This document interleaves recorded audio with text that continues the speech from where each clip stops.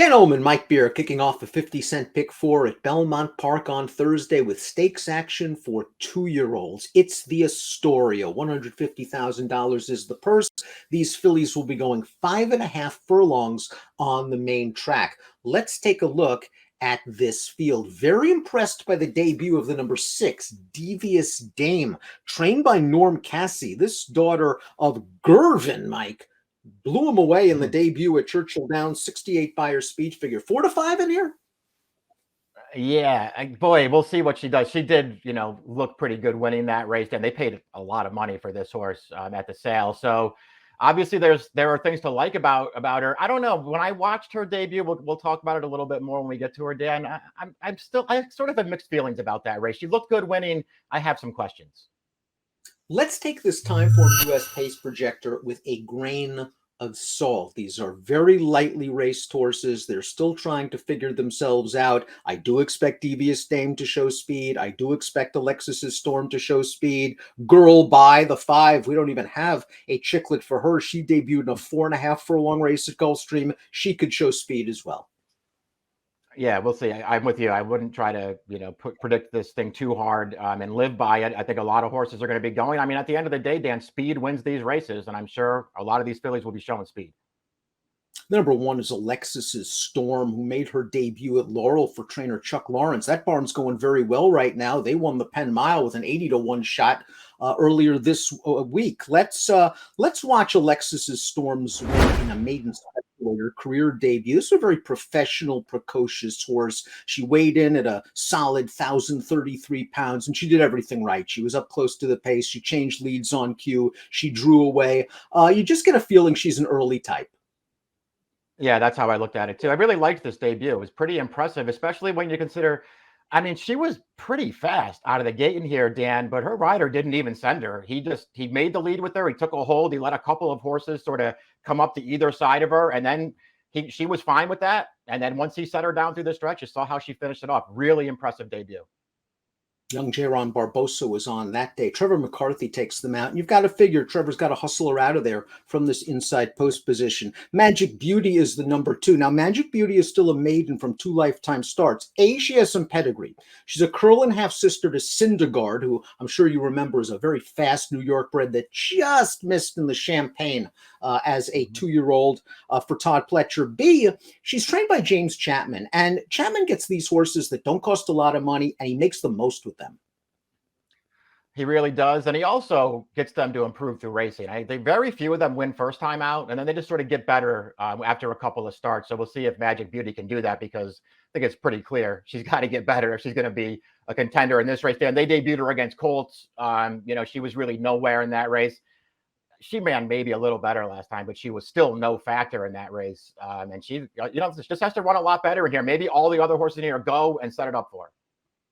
Let's watch that race at Parks last time out. What I did like about it was that she showed improved early speed before tiring at the end. The Buyer speed figures obviously are going to have to improve. And as Mike mentioned, she is going to have to run better as she steps up into the stakes ranks. But she might be one to watch down the road at a fairly decent price. Daughter of Curl and Half to Syndergaard. The number 3 is Born Dapper. And when you think about pedigrees and you think about Augustin Stable, usually Mr. Strawbridge has horses that go on turf about 1.5 miles.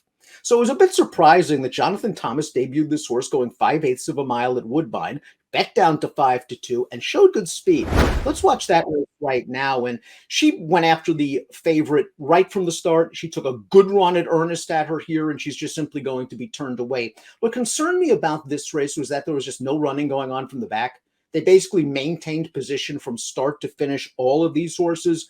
But Born Dapper, I think, can handle dirt. Union Rags, not great on turf, not great on synthetic, better on dirt. This is a turfy synth pedigree on the bottom. On the bottom it is, but you're right about the Union Rags part of it. Listen, I thought this horse ran well first time out. Obviously, the winner that day was really well meant for Mark Cassie. It was just too much for this horse. But I thought they both ran well. Now the question is, will she handle dirt and run as well on this surface? Perhaps in a race where several other horses are showing speed, not just her and one other one.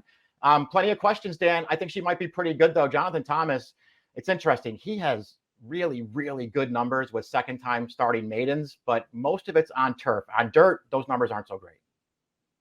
Born Dapper also might have to deal with a faster pace scenario than what she's used to. That race wasn't very run at a quick clip last time out at Woodbine. Shay My Name, third in the debut. That was at Horseshoe, Indianapolis, going 5/8 of a mile. She only earned an 18 Beyer speed figure. She did take some money that day. She didn't break very well. I could see her improving second out, but they found a tough spot. Yeah, I mean, I can see her improving too. She just got to improve by a lot. Really came out at the start of that race and just bumped a rival really, really hard to wind up off the pace. After that, she did a little bit of running. She didn't do a ton of running, Dan, but she did a little bit of running. She can do better in here, and she's going to have to. The 5-girl by just looks like one of those typical Florida-bred precocious speedballs. Let's watch her career debut. 4.5 furlongs in Gulfstream on April the 21st. She broke from the rail. She broke running. She makes the lead. She's 3 in front. And Girl By, she's on her way. The 6th place finisher would come back to graduate over the Tapeta surface with a 61 Beyer. I like this debut from her. I feel like she was probably not beating the greatest field in the world, Dan. I really like the way she finished that race off, though, after showing good speed up the rail from the start, as you mentioned. I mean, I found plenty to like about it, and I won't be surprised when she runs well right back in here. Devious Dame completes the field. She is the favorite on the morning line, and why not? It's Joel Rosario riding for Norm Cassie. This horse took money for her debut at Churchill Downs. She showed good early speed. She got away from that field late, and she earned the field's best Beyer speed figure, 68. This outside post gives Rosario plenty of options. Yeah, I mean, listen, maybe she's just too good for this field and will win. Again, I had just some questions about her debut, Dan. The more I looked at it, the more I'm not sure that was a great field that she was in against. And I don't know if you agree with this or not. The more I watched it, the more I just felt like they were walking early in that race. Her and the favorite, who wound up being second, were up on the lead together. Nobody did anything behind them, and they just sort of matched. Talamo wasn't even riding this horse till they got into the stretch, and then he finally set her down, and she was good. I don't know. I had enough questions not to want a short price on her, but I won't be surprised when she wins right back. She's going to be the favorite. However, maybe we'll look for a little bit of a price to kick off the 50-cent pick 4 at Belmont on Thursday. Before we get to our top picks, please click the subscribe button. Daily Racing Form YouTube channel, Belmont Stakes analysis coming up this week on DRF TV. Let's take a look at our top picks for the Astoria. Respect for the 6, Devious Dame. You're going with Alexis's Storm. Again, very professional performance. To me, she just looks like a precocious early 2-year-old. Maybe these other ones haven't caught up to her yet. That's what I thought. I'm just going to take a shot with her. I think she's going to get overlooked a little bit in this race, and I liked her debut quite a bit. I'm going to try her. I liked her race as well. Born Dapper's is fascinating to me. She ran well in her debut at Woodbine. You mentioned Thomas's stats second out on dirt are not great, but I would like to see this horse take a step forward second time out and maybe rate a little bit off some of the speeds. I need her to drift a little bit off of her morning line. I think she might. 1-3-5-6 for Mike, 3-6-1-2 for me. In the 6th at Belmont on Thursday, it's the Astoria for Juvenile Fillies. Good luck.